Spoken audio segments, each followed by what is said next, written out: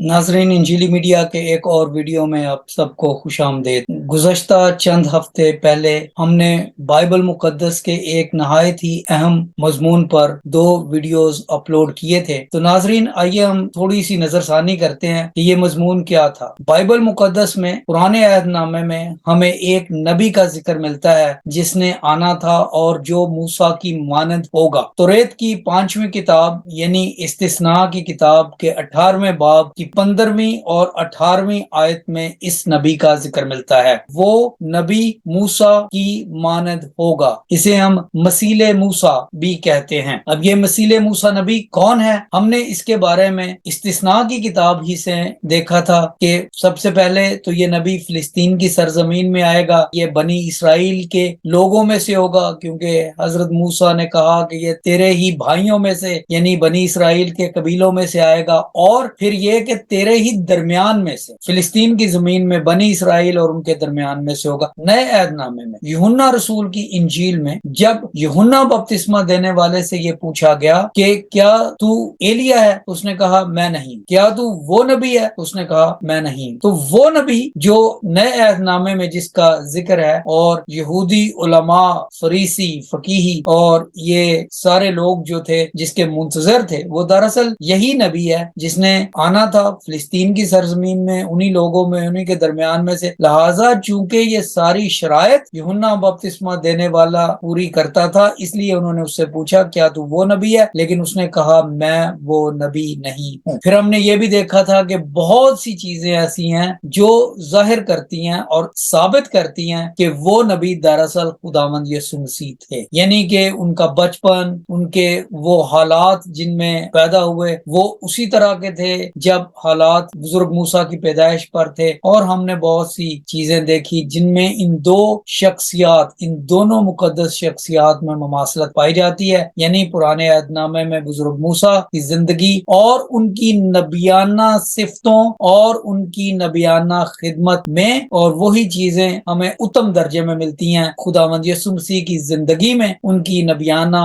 खिदमत में, उनकी इलाही खिदमत में। और आज हम चंद और बातों को देखकर इस सारे मुताले को तकमील तक पहुंचाएंगे। तो आज के इस मुताले में जो पहली बात है वो ये है कि खुदावंद यीशु मसीह जब इस दुनिया पर आए तो वो इस दुनिया पर एक मकसद और एक मिशन के लिए आए, और जब वो मिशन पूरा हो गया तो वो इस जमीन से उठा लिए गए, लेकिन उन्हें पहले मौत का मजा चखना पड़ा। यानी खुदावंद यीशु मसीह पहले मसलूब हुए, वो मर गए, जिंदा हुए और फिर आसमान पर उठा लिए गए। इन तमाम चीजों के मैं हवाले इसलिए नहीं देता क्योंकि ये हमारी तालीमात और हमारे अकीदे की बड़ी बुनियादी बातें हैं, लिहाजा मैं चंद हवाले दूंगा सिर्फ इसलिए ताकि ये बात साबित होती रहे कि ये बातें फर्जी नहीं, ये मुकद्दस सहाइफ की बातें हैं। तो पहली बात तो यह है कि दोनों की मौत यानी बुजुर्ग मूसा की वफात जो है वो एक पहाड़ पर हुई। इस्तिस्ना 34 बाब की पहली से लेकर 6ठी आयत में ये सारा वाकया दर्ज है, और यहाँ पर लिखा है और मूसा मोआब के मैदानों से को निबू के ऊपर पिसगा की चोटी पर जो यरू के मुकाबल है चढ़ गया, और खुदावंद ने जिलाद का सारा मुल्क, दान तक और नफ्ताली का सारा मुल्क, और वो सारी चीजें जो लिखी गई हैं उनका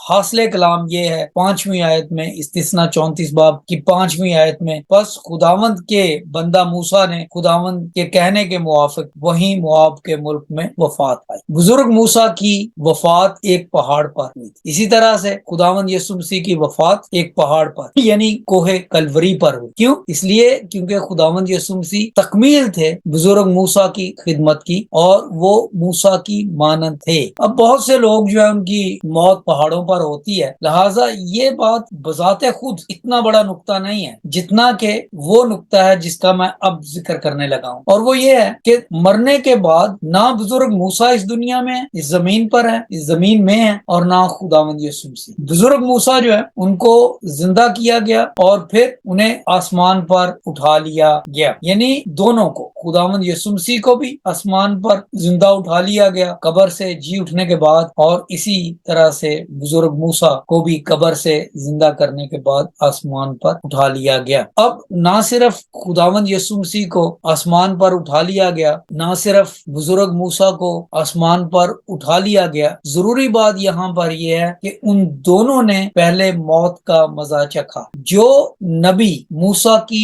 मानद होने को था, जरूर था कि वो उसी तरह से पहले मौत का मजा चखता और उसके बाद वो जिंदा किया जाता या जिंदा होता और उसके बाद वो आसमान पर उठा लिया जाता। नबियों के बारे में जब बात होती है तो एक बहुत बड़ी बात यह है कि नबी मोजज़े लेकर आते हैं। बुजुर्ग मूसा को जो मोजज़ा दिए गए वो खरूज 4 बाब की पहली 9 आयात में मौजूद हैं। इसी तरह से बाइबल मुकद्दस में, अनाजील में हम देखते हैं कि 37 मौजज़ात मौजूद हैं खुदावंद यीशु मसीह के। बेशक उन्होंने और भी बहुत से मौजज़ात किए होंगे, लेकिन बाइबल मुकद्दस में जिन मौजज़ात का रिकॉर्ड हमारे पास है वो 37 है, 37। कुछ मौजज़ात ऐसे हैं जो उन्होंने किए जो बुजुर्ग मूसा ने भी किए थे। मिसाल के तौर पर सबसे पहला अवामी मौजज़ा जो बुजुर्ग मूसा ने किया वो ये था, जब बुजुर्ग मूसा ने मौजज़ाती तौर पर, मौजज़ाना तौर पर पानी को खून में बदल दी। पानी की हैयत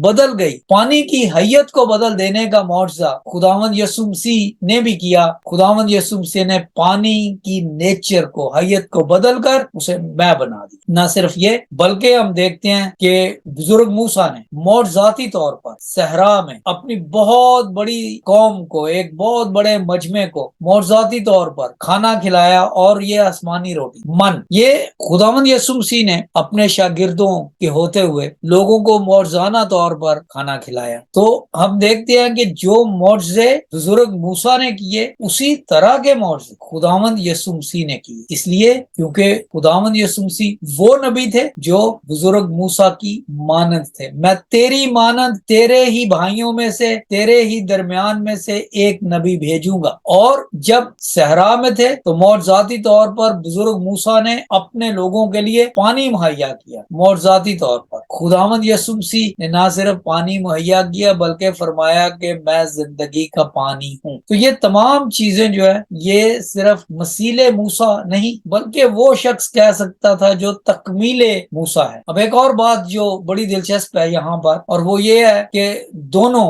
नबियों ने, बुजुर्ग मूसा ने और खुदावंद यीशु मसीह ने 12 लोग चुने। गिनती 13वें बाब की 2 से 16वीं आयत में बुजुर्ग मूसा 12 कबीलों में से एक एक शख्स को चुनता है और उन्हें कनान में भेजता है। 12 चुने गए। इसी तरह से खुदावंद यीशु मसीह के शागिर्द 12 थे। जब मसीले मूसा नबी भेजने का वादा किया गया तो हम देखते हैं कि इस्तिस्ना की किताब में हमें बताया जाता है, 15वीं आयत में लिखा गया है, तेरे ही दरमियान से, यानी तेरे ही भाइयों में से मेरी मानद एक नबी बर्पा करेगा, तुम उसकी सुनना। ये जो लफ्ज हैं, तुम उसकी सुनना, ये नहायत अहम और नहायत ही वजनी लफ्ज है। इसलिए क्योंकि जब खुदावंद यीशु मसीह इस दुनिया पर आए तो बाइबल मुकद्दस में हमारे लिए लिख दिया गया है कि आसमान से आवाज आई कि तुम उसकी सुनो। मत्ती 17 बाब की 5वीं आयत। लिहाजा हम देखते हैं कि जब ये नबूवत दी गई तो लिखा गया है कि तुम उसकी सुनना, और जब खुदावंद यीशु मसीह आए तो 3 बार अनाजील में उस वाक़े को